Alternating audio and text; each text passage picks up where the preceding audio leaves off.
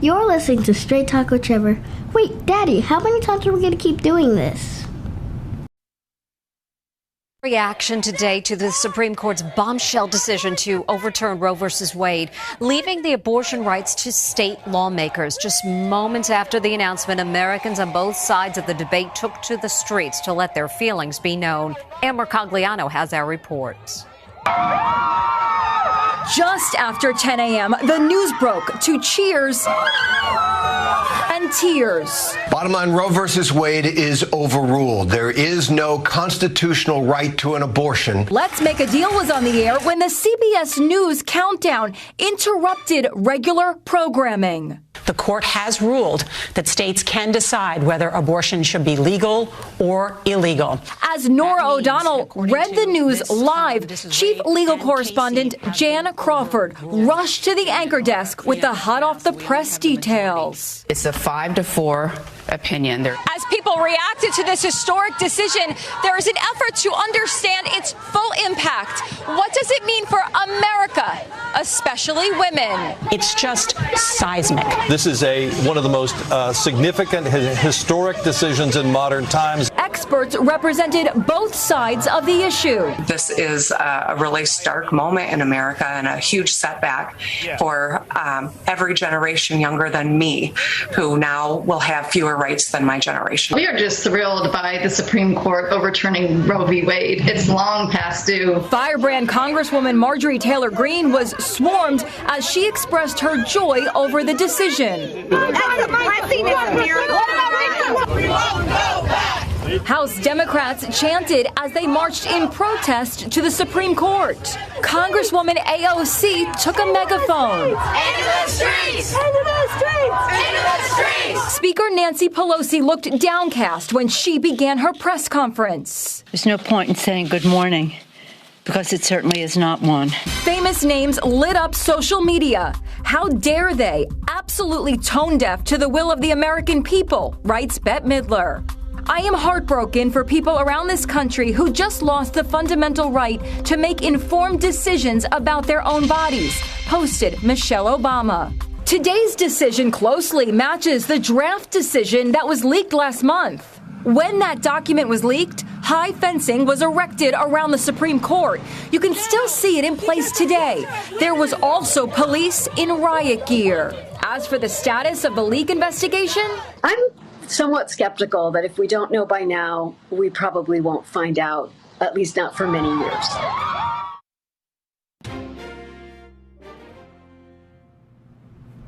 What's up, Straight Talk Society? This is your host, Trevor, and I'm back with another episode of Straight Talk with Trevor, the podcast where no topic is off limits.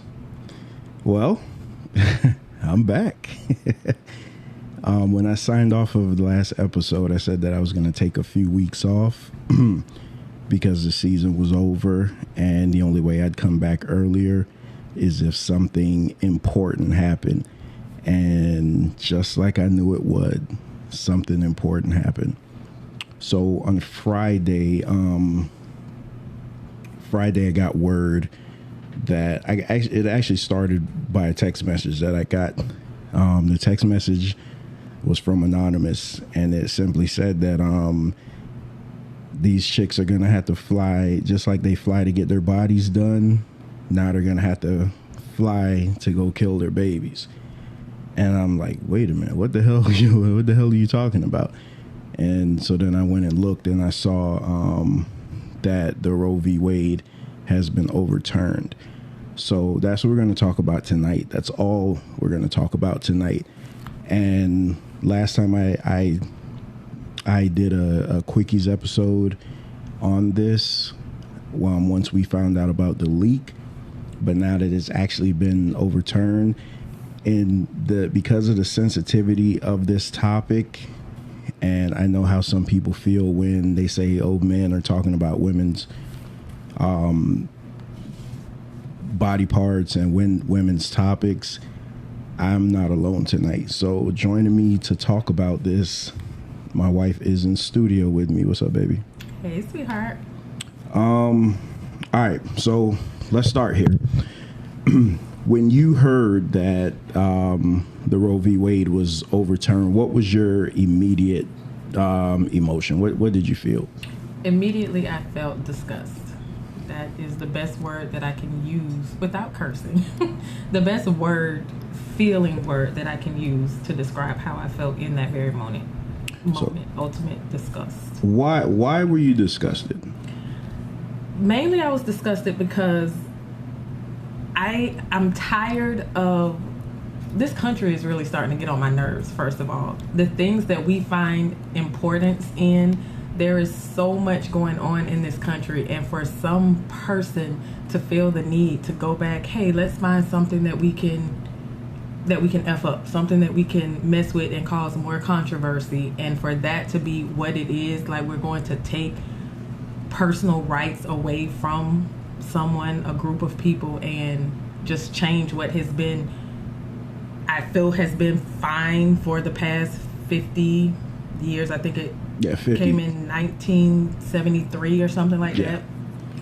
And to feel the need to just go and change that, it was disgusting. So let me ask you, just to get this out of the way, are you pro life or pro choice? I'm pro choice.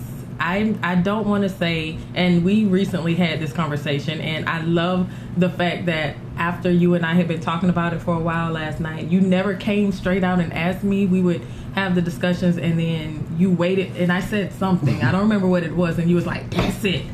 That's what I wanted to know. I am not necessarily pro-life. I'm pro-choice. I don't necessarily agree with having abortions, but I also feel that it's not my business to determine whether or not someone can. I personally know several women that have had abortions. Some of those reasons I agreed with, some of them I did not agree with, but ultimately it was not my business. It was not my body. Okay, so you're like me then, because people will say I straddle the fence on this, but I am I'm pro-life. I don't believe in abortion, but I can see where someone's coming from when they say, hey, I'm pro-choice, because I don't think that a person that's been raped or any incest babies, or if the baby can cause harm to the mother, or if the baby is going to come out with some crazy defects, I think the woman should have a choice to say, well, hey, this is what I feel is best for me. And like I said in my last episode, when I touched on this, it was more personal for me because this happened to me before, where a woman aborted a baby of mine without telling me until it was over. So it's like, here you go. It happened. So let me catch everybody up first. What's going on? So Roe v. Wade, the 1973 landmark ruling that legalized abortion nationwide, was overturned Friday by the Supreme Court, and today is now Sunday. So it happened 2-3 days ago. And states can now ban abortion. I think that's what's missed in all of this. Constitutional protections for abortion have been in place for nearly 50 years before the court overturned the decision Friday. So here's what you need to know about what it means for Roe v. Wade to be overturned. Simply put, Roe v. Wade overturned mean there's no longer a federal constitutional right to abortion. States now have the sole authority to determine if and when an abortion is legal. So it was so basically on the Fed level, they're like, you know what? Here, you govern yourselves. And so now let's talk about it, because the world has, since this happened, the world is just turned upside down, and it's just another thing for us to be divided about. You know my stance. You live with me. You know, and I feel like a lot of people when they do this protesting thing, and a lot of them are just out there grandstanding. Right. They're just doing it because it's more like a look at me type thing, and that's why I wanted to have you in here, because I'm like, I can come in here and just say what I want to say, but I kind of need a woman to kind of balance things out. So I'm not going off the deep end. So I took the social media, and I want to read you a couple of things. So it says, our government is bold enough to force you to have a kid, but too weak to ensure they make it to recess alive. And that is in reference to the recent school shootings. Now, that has to touch home with you because you work in the school, and you have been working in school for a long time. 18 years. So when you see something like that, how does that immediately make you feel? Our government is bold enough to force you to have a kid, but too weak to ensure they'll make it to recess alive. I feel like I want to turn that into a shirt and like just wear that out. Like when I saw that on Facebook, I gave it a standing ovation. We have, okay, you're forcing now parents, and I don't want to just say women, it's parents, because the father, they have something to do with this as well. So they're forcing these parents to have these children. These children grow up, they're going to have some of them have all of these issues that they have to deal with. Okay, we decide we're going to go ahead, have these children, we're going to raise them to the best of our ability. We put them in these public schools, and you can't even take care of our babies while they are in these schools. You're allowing people to go out and buy these guns that can take out dozens of people in one round. You're not worried about trying to stop that because they have rights. They have these rights where they can purchase these guns and they can purchase these ammunitions and they can do whatever they want. And then they can go and kill our babies that are in these schools to get these educations that you are now forcing us to have these children. You want them in public education because you want that money coming into the public schools. So yes, we're going to put them in these public schools. You're treating the teachers like crap. I've been an educator for 18 years and I am treated like crap for 18 years. But yeah, so we're going to force all this. We don't care about certain rights. And then we have our babies here and you can't even stand up to allowing them to be protected. Like it's like you're picking and choosing what you want to put your energy towards, and the things that really matter, we're just going to sweep that under the rug because they have rights. But then something like this, you're going to strip rights away. Disgusted. All right, we're gonna go back to social media, but before that, I want to continue to catch you up on what's going on this the developments of this story. So Justice Samuel Alito says that in 1973, and Samuel Alito is the one who drafted the initial report that was leaked back in May. So Justice Samuel Alito says that the 1973 Rowe ruling and repeat subsequent high court decisions reaffirming Rowe must be overruled because they were egregiously wrong. The arguments is exceptionally weak and so damaging that they amounted to an abuse of the judicial authority. So we know what side he was on. So joining the Alito opinion was also Clarence Thomas, and he was appointed by the first Bush, not the 9/11 Bush, but his dad. There was also 3 Trump appointees: Justice Neil Gorsuch, Brett Kavanaugh, and Amy Coney Barrett. Chief Justice John Roberts, appointed by President George W. Bush. So that's what? 1, 2, the 2 Trump. Okay, so it was 6. Okay. So that's 6 that were for ruling it, getting rid of it. And so now the dissenting justices were Stephen Breyer. He was appointed by President Clinton. And Justices Sonia Sotomayor and Elena Kagan were appointed by President Obama. Those were the ones that didn't want to rule it down. They voted against it. They said that the court decision means that young women today will come of age with fewer rights than their mothers and grandmothers. Indeed, they said the court's opinions mean that from the very moment of fertilization, a woman has no rights to speak of. A state can force her to bring a pregnancy to terms, even at the steepest personal and familial costs. With sorrow, for this court, but more for the many millions of American women who have today lost a fundamental constitutional protection. We dissent. So we see, because it's been conflicting. It was 5-4, it was 6-3, but according to this, it was 6-3. So now,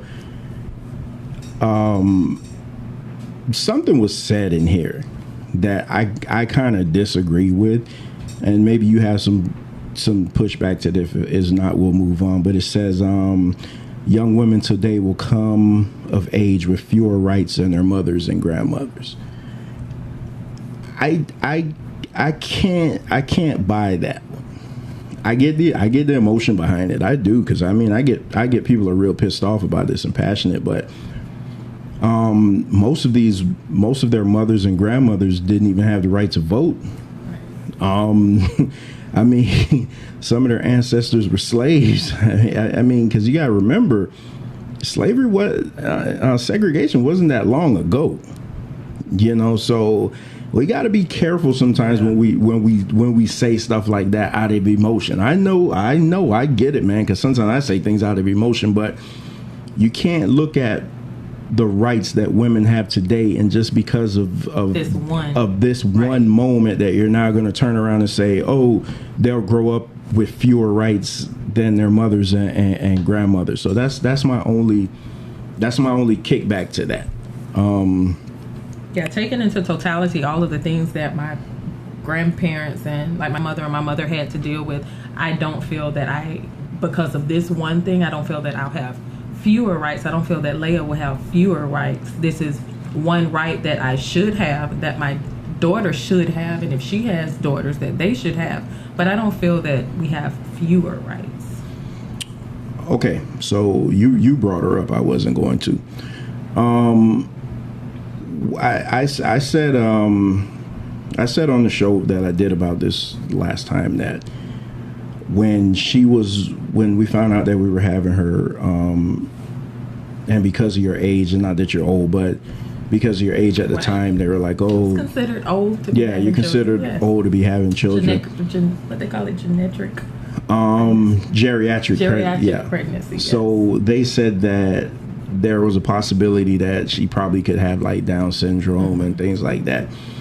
And they presented us in so few words with the option, like, once we find out, then there's options. Mm-hmm. So, and when we all know what the there's options mean. Mm-hmm. Presented with that at the time, what was going through your head?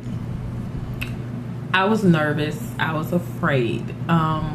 In my mind, knowing that this is something that I had always wanted, to have a child, and now knowing that, okay, I'm about to be 35 when I have this child, I was kind of conflicting in my head, because it's like, I want this child regardless. Like, I don't care. Like, I don't care if my baby's going to be born with Down syndrome. I don't care if my baby's going to be having these issues. I want this child. But then at the same time, being human, you're like, but what if? Like, it's going to be hard. It will be not just hard for me and you, it will be hard for that child. So there was a little in my head, like, what if we find out now and we have this opportunity to do something about it? So it was conflicting. My bigger thing was, I don't care. So like, we didn't even get the test done because we don't care. We want this child. But being human, there is that what if, and if it does, what would we do? So now they're taking that right away now, though.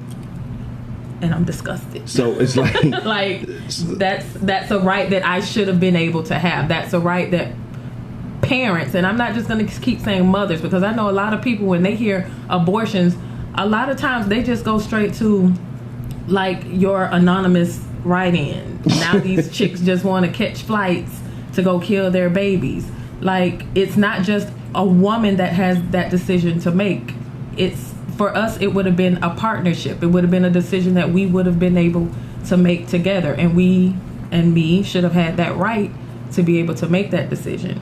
And I'm glad you said that, because that all goes back to what I was saying as to why I was so upset about it is because I think the girl at the time, she took the right away from me. She took the decision away from me, and she was like, oh, because here's my problem, and we're going to go back to social media soon, but all I see, the consensus that I see is women telling men to shut up. They don't have a say-so in this. They can't tell them anything about their bodies. You need to be quiet. Well, you know, I call bullshit on that, because you didn't make the baby on your own. And what if the guy wants the baby? Whether you want the baby or not, at least give him the chance to try to convince you or just something that's why this is so conflicting to me. There's no, I'm against abortion, but again, I get it. So I want to throw out some numbers to you.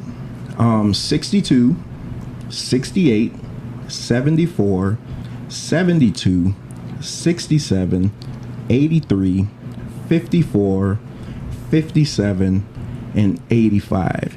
And no, I didn't just call out this week's Powerball numbers. Those are the ages of the justices of the Supreme Court. So you have the youngest being 54 and the eldest being 85. So and they're making these decisions. So that's the age group of the people that we have making these type of decisions. What do you think about that? I'm shocked.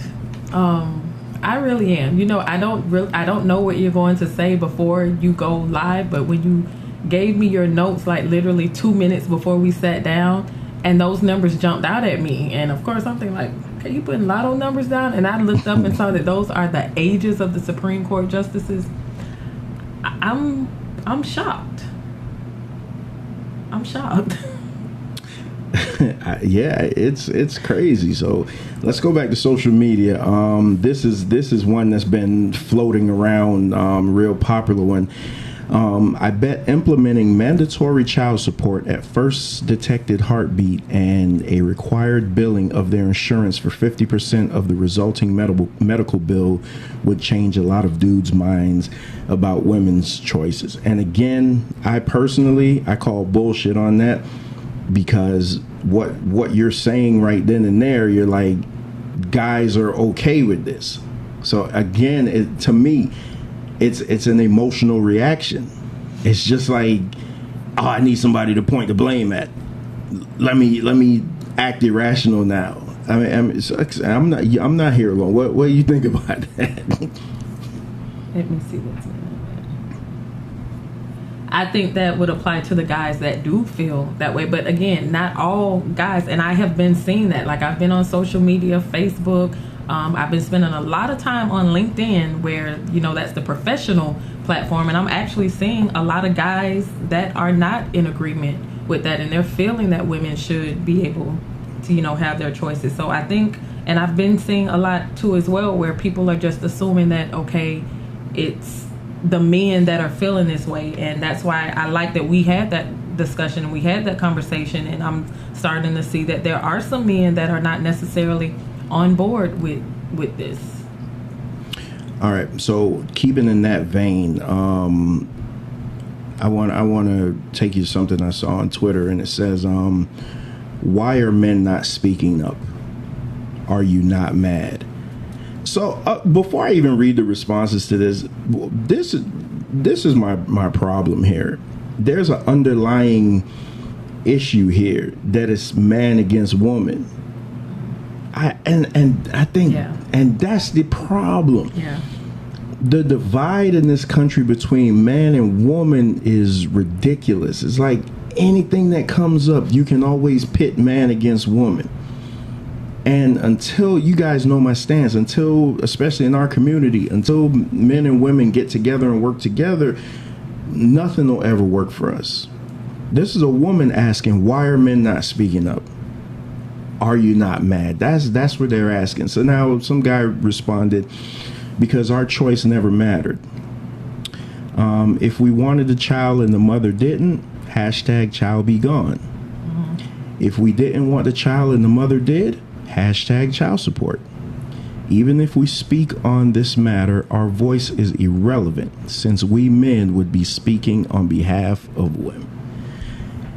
And I see where he's coming from with that comment, though. I could hear some of my male audiences like, see, that's what I'm talking about. And you know why? Because some of you women, and I'm saying this with my wife sitting in front of me, some of you women, man, you guys have henpecked these dudes so much, like they have no voice in anything.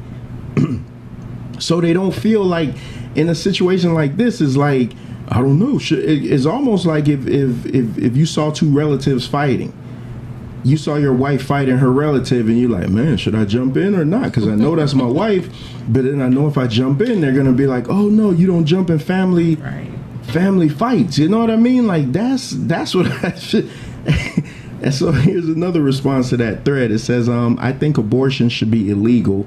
I think abortion should be, legal and safe across the board. But I'm not standing up for women.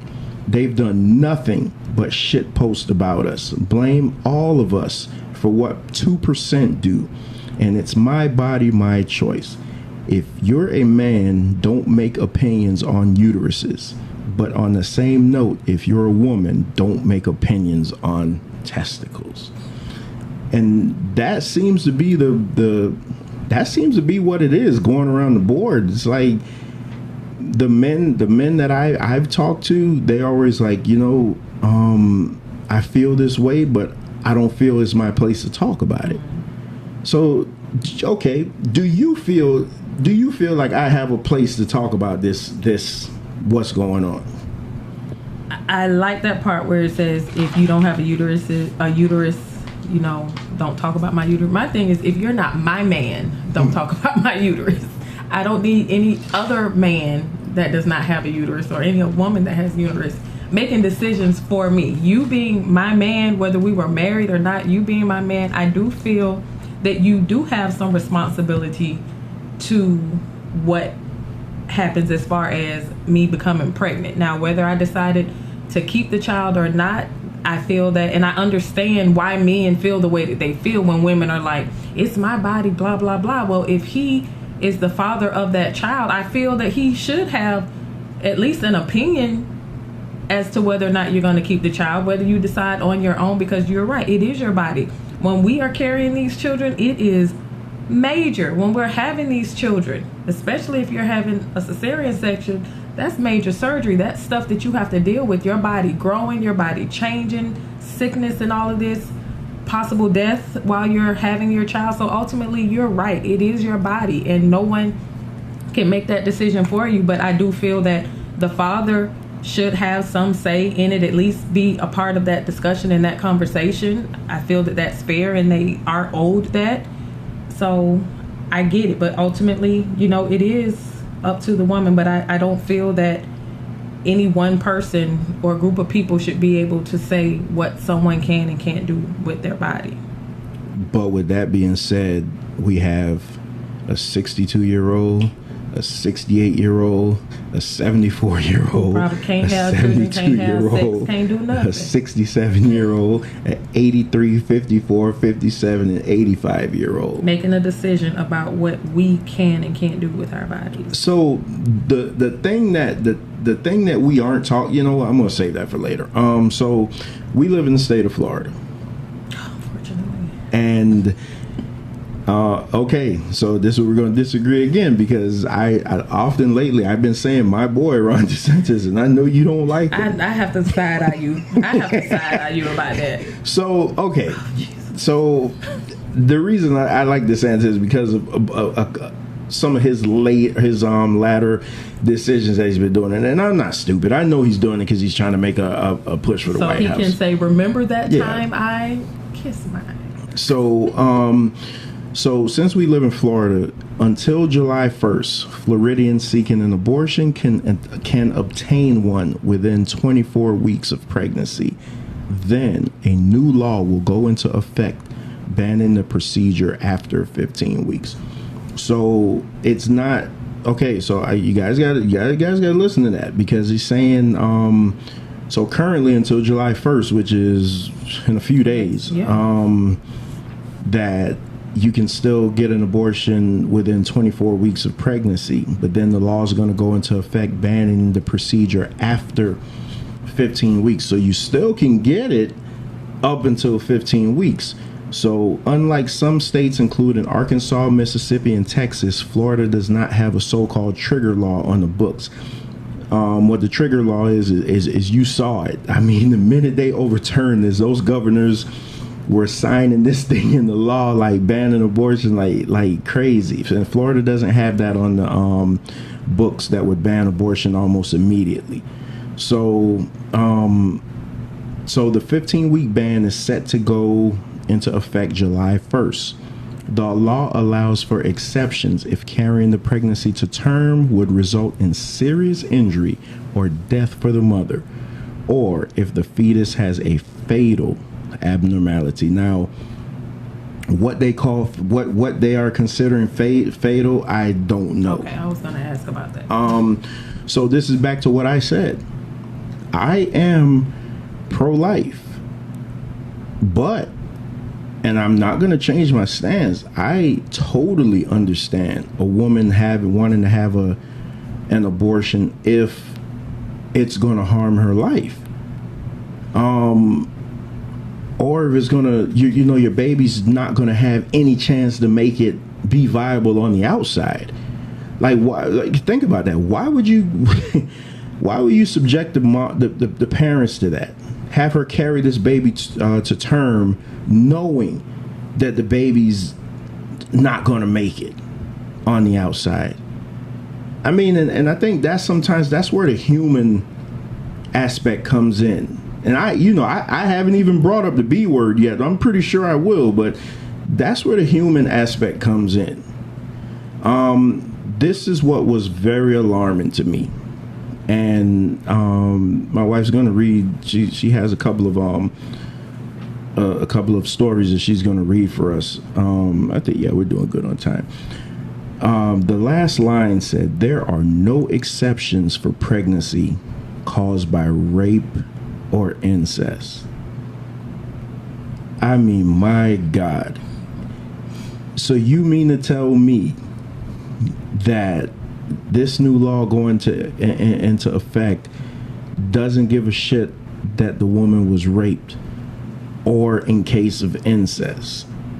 I just posted a clip.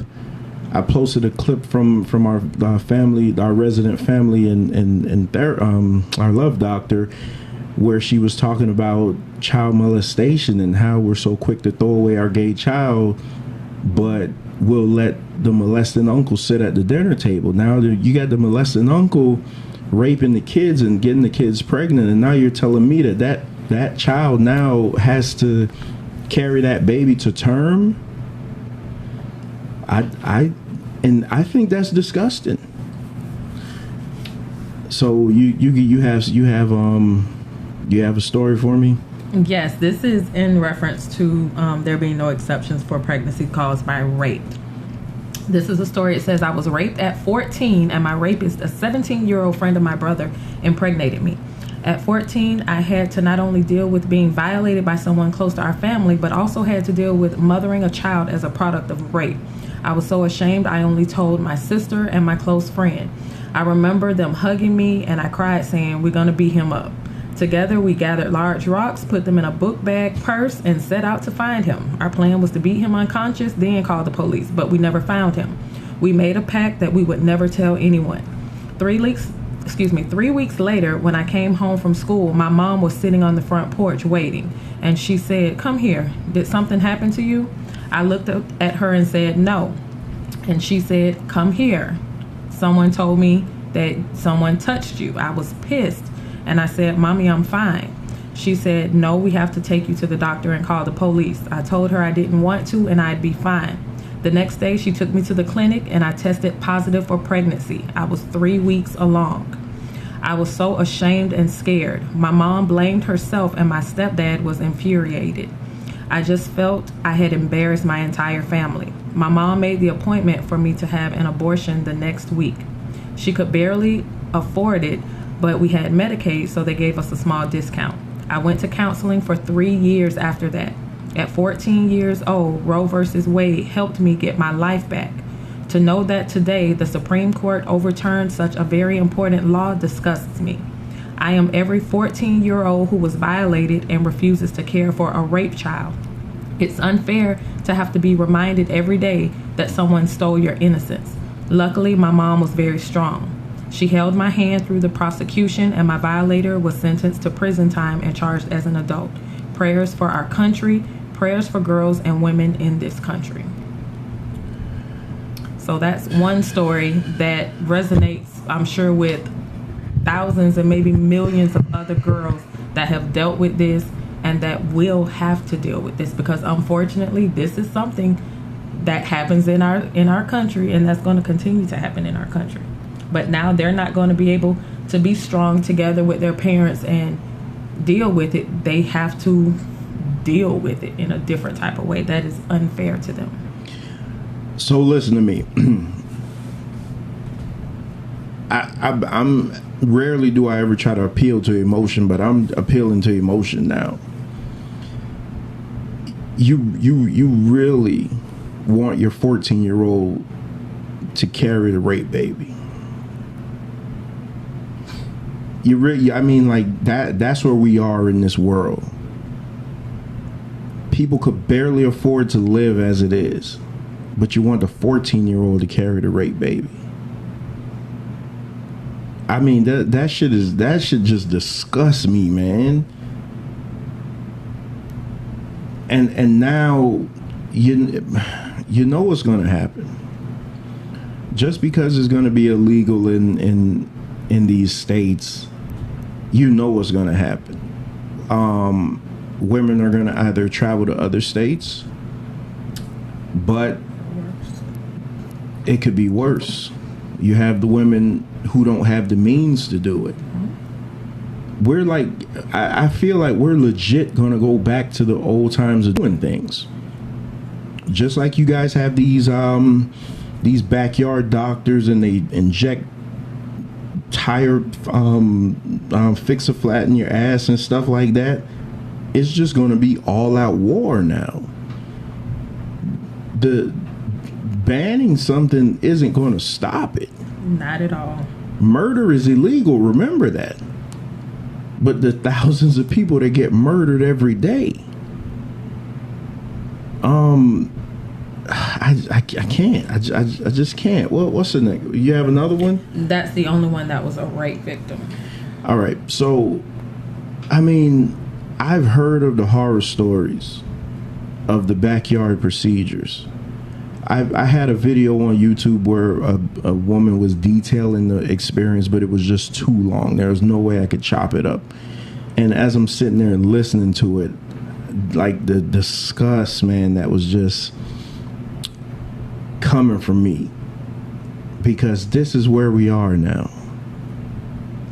This is where we are now. And you mentioned something where you talked about just now murder being illegal, and I keep saying it. It's not always the woman that wants the abortion. Sometimes it is the man that may not. Okay, I impregnated this woman, and I don't want her to have a child from me. And then I think about Lifetime movies and things that I've seen. And yes, I know it's a movie, but a lot of times movies reenact life. I watch shows that are based on real life things, and I'm thinking about these situations where a man impregnates a woman and he wants her to go get an abortion, and now he doesn't have that option. Okay, I cheated on my wife and got you pregnant, or I'm in whatever situation, I got you pregnant, I'm not ready to be a father, or I don't want you to be the mother of my child. She can't just go and have an abortion. And now him being in this desperate situations, these are movies, and sometimes not just movies, these are things that are happening in real life. So now you have to also consider other things that could happen. Him not wanting her to have this child, she can't just have an abortion, him being desperate.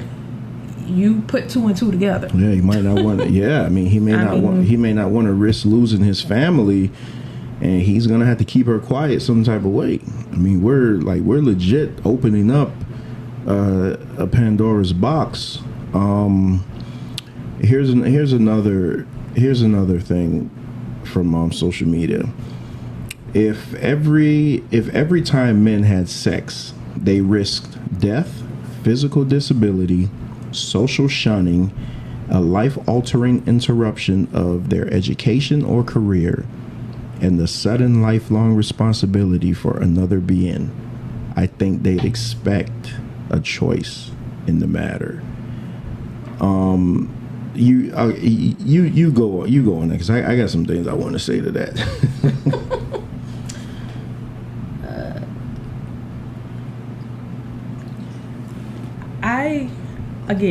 A lot of these things I feel are being based on just assuming that all men are in agreement with this, and I honestly don't feel. I know there are a lot of men that are like, yeah, this is great, but I know that all of them aren't. So I understand where this post is coming from. I understand what they're trying to get at, but all men don't feel this way. But to an extent, I do agree with it, because if it's something that's affecting your body as much as carrying a child is, and everything that goes along with carrying a child, you would want your choice to matter in that. So I understand where this post is coming from. To me, this post seems like it's irresponsible. It's out of irresponsibility. Like, this post, Jen, this is just me speaking. This just seems like it's coming out of a place of inconvenience. And so, like I said, the one thing I will not excuse, and I'm totally against, is the person that wants to use abortion as birth control. Absolutely. And I mean, to me, that's just what this sounds like. When you have sex, you assume the risk, if you're not taking every precaution, that a baby, or worse sometimes, may come out of it. And see, that's why this is such a slippery slope, man, because on one hand, I could see where I wouldn't want a rape victim walking around with the shame of the rape baby. I wouldn't want that. But then I don't think that the woman and the man that were irresponsible and not using protection. Do people still use condoms now? Like, do people still use rubbers? Like, everything I watch on TV is like they just go straight into it. I'm like, damn, nobody ever pulled out a rubber or anything. It's like, just, you can't be irresponsible. We can't just say like, oh man, I had a baby, so I'm just going to get rid of it. And I that's why this is so slippery for me. I want us to be conscious of what's going on, but also not irresponsible either. I see you. Look, you have another story? Yes, I found the other one. All right. A rape victim. She says, I had an abortion at the age of 19. I was raped and became pregnant as a result. Growing up in a conservative Catholic household, I felt as though I had nowhere to turn to when this happened. I remember experiencing morning sickness, crying silently in the bathroom as I desperately tried to hide my situation from my family. The one friend I confided in was only 17 at the time, a young high school girl who witnessed my fear through the tears. She had to borrow money from her parents so that she could lend it to me. And with that, I drove myself to Planned Parenthood, terrified, distraught, and ashamed. I spent too many years blaming myself for what had happened to me. I spent far too long hiding my story because of the shame I felt. It became the catalyst moment where I decided to be childless for the rest of my life. It took nearly a decade for me to finally process that I had been violated, that it wasn't my fault. It's been nearly 14 years since this happened to me, and I still carry the trauma, uncontrollably breaking down at times. And not once have I regretted my decision to have an abortion, because if anything, it saved my life. My story isn't unique. 1 in 4 women in the U.S. will have an abortion by the age of 45. It doesn't matter what someone's reasons are to have an abortion, because at the end of the day, every person should have the autonomy over their own bodies. Yes, I was violated and impregnated as a result. No, my experience isn't any more understandable, and therefore making it easier to justify my decision to have an abortion.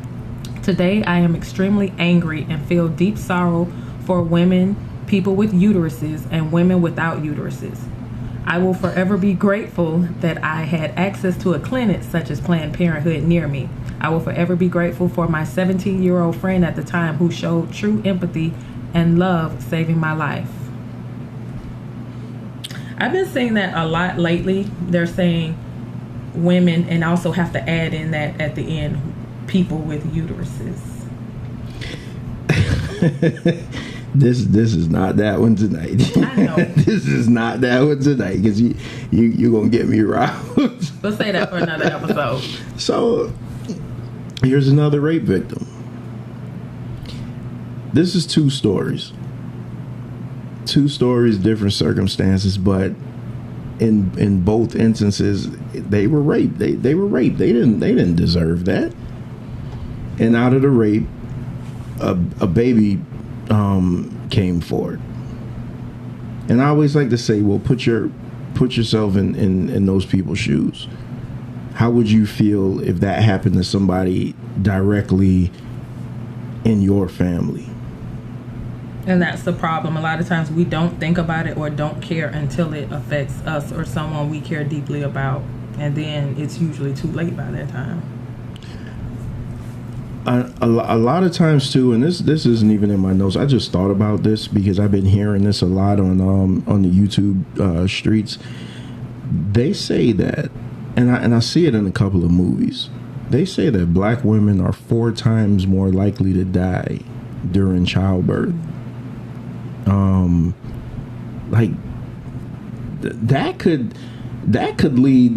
That could play a significant role in why so many abortions, because I mean we don't want to admit it sometimes, but black women are leading in abortions in this country. I mean, you could look at every statistic there is. They are tops. And a lot of it, man, could just be this is the human side of me talking. A lot of it could be because of fear of dying. They made a mistake. They don't want to go home to their parents and have to tell them, hey, man, I got this baby. They got with a guy that they know won't do right. And having a child is expensive as shit, man. And they're hard. Raising another human being is hard. So I think at some point we got to get off of this whole moral compass that we claim that we have. Because if you go in everybody's closet, you could find every skeleton in the world. Bones just falling out. And my skeletons aren't greater than yours. Your skeletons aren't greater than mine. So why not just as a people, we just come together and try to come up with some type of solution to some type of counseling centers or something. Hey, I'm big on having a baby and give them up for adoption, because the amount of people out there that can't have kids and that would love to have kids of their own.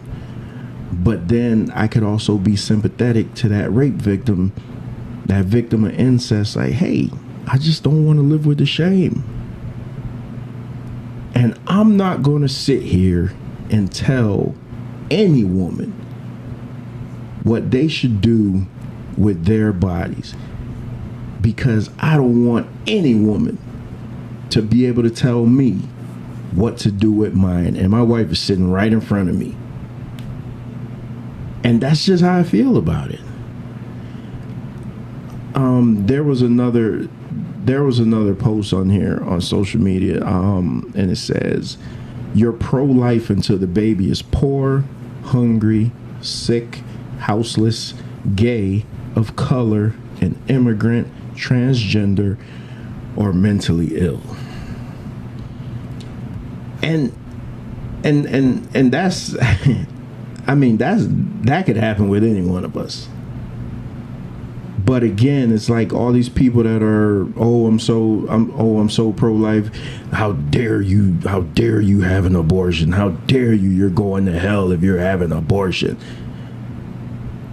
Are you going to help these people take care of their babies? Are you going to get funding? Are you going to give your roof over the head to help them? There's just some things to think about, man. You know, I'm not the moral police, because at the end of the day, I mean, everybody's going to do what they're going to do. But I asked a question to my man cave group. It was a funny question. But I just asked them, I said, man, what if our moms would have aborted us? I mean, there's no way to tell what would have happened, but just when you put it on you personal like that, just what if? Then you wouldn't be here living the life that you're living. And you got any last words? Because we're gonna close out soon. I see this time's coming up. That's a good show. It was, but ultimately, I just think that as a country, we need to focus on things that are like really pressing. And I don't feel that this is something that was pressing to the point where it needed to be revisited, and especially to the point where, you know what, let's just look at overturning it. We have, when it was time for these vaccines to come out, they were all big. It's my body. How dare you force me to get a vaccine and blah, blah, blah. But now you are forcing someone else to do something with their body because it doesn't necessarily apply to you. So I feel like we just need to focus on things. We have so many other things that are of greater issue that to be focused on, and not necessarily this. This is something that I really don't understand why it even came up. And I keep saying the word disgusted. I am truly disgusted. It seems like every few months now something else happens that just makes me look up, and I have to revisit, like, what year are we in? Why is this something, like, every morning I turn on the news now and Roe versus Wade? Why is this on my TV screen right now? Why is this something that my 7-year-old daughter is having to live with, being a big headlining thing on the news during her generation? And now it's like, okay, what's next? I'm thinking about The Handmaid's Tale. That's what's coming up a lot now. I really need you to watch that now. But think about that though. Like, this thing was passed 50 years ago. What had to be going through their minds to be sitting in that Supreme Court? Like, boy, you know, of all the things, that's what I really of all the know. Things we could overturn, hey, let's go back really to that. What I want to know. And then now knowing the ages of these old farts, like, I really want to know, what was that conversation to say, yeah, let's look at that. Let's mess some stuff up. Let's change that. There's one post that came across my line, and I got to reach out to the guy. He's been on my show before. I got to reach out to him and see if he wants to come talk about this, because I'm pretty sure he's going to get a lot of backlash for saying this. And so I won't even give his name. I'll just reach out to him on the outside. But it says, we finally have a chance to be more than 14% of the U.S. population. Roe versus Wade. Abortion is murder. Life wins. Oh, man. You know, I see where he's coming from. And I'm gonna reach out to him. I can see where he's coming from with that, because it's like we're choosing which murders are more important than others, though. Like, that's my thing. I get it. Abortion is murder. Yeah, you're killing a baby. Let's worry about the ones that are out here living, that are being gunned down and killed. We can't pick which murder is more important, which sin. I'm hearing abortion is sin.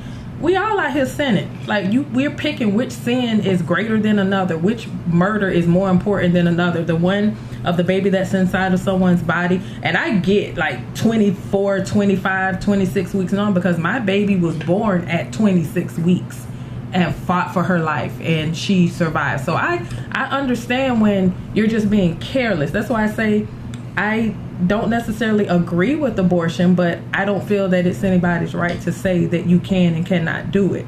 But like, this murder is more important than the murder that's happening out in our country on a daily basis that they are doing absolutely nothing about.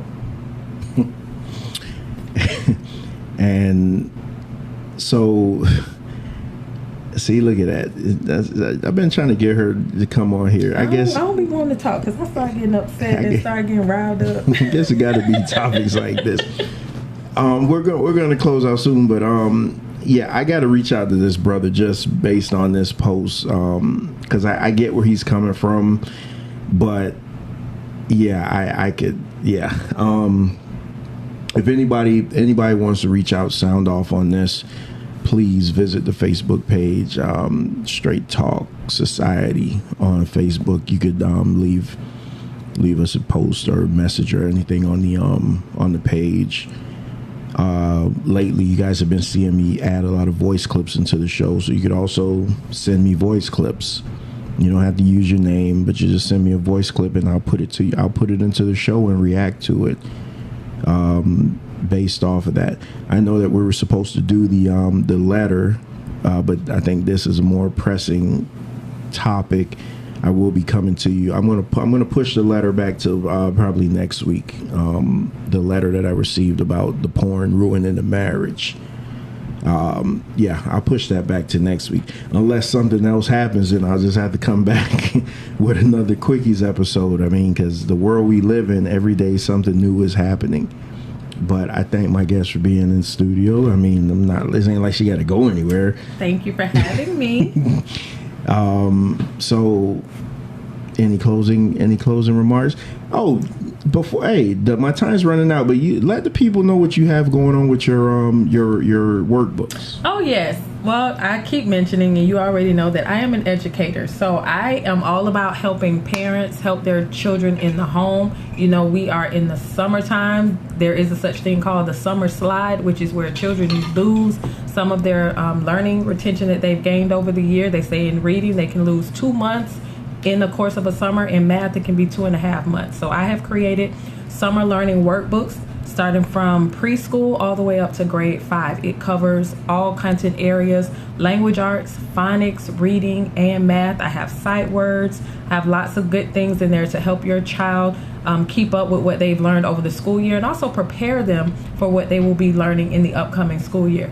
They are only $37. They are digital, which means once you purchase them, they are yours to download and you can use them however you want. You can print off the entire workbook. Each workbook is 100 pages, or you can print them off page by page as you need them, but they are yours for life. So just check out teachingqueencollective.com and click on Summer Learning Workbooks and go ahead and download your copy today.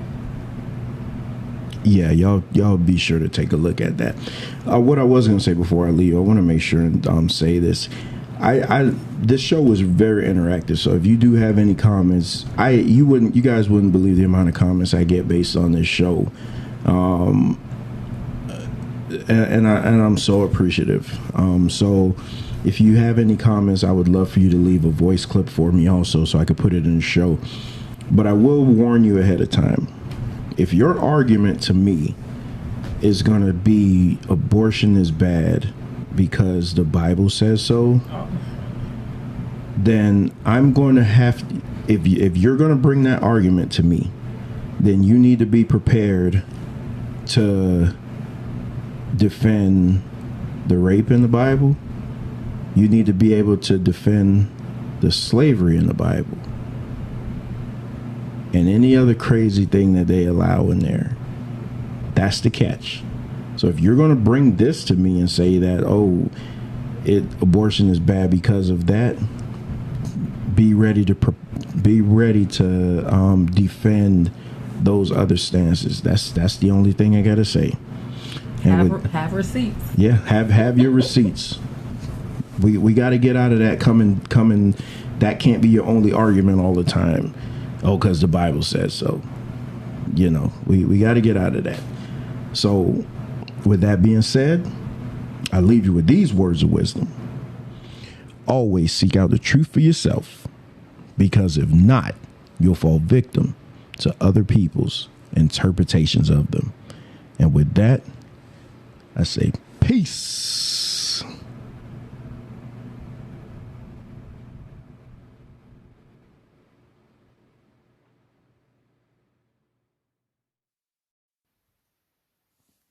If you can't get enough of Straight Talk with Trevor, be sure to like our Facebook page.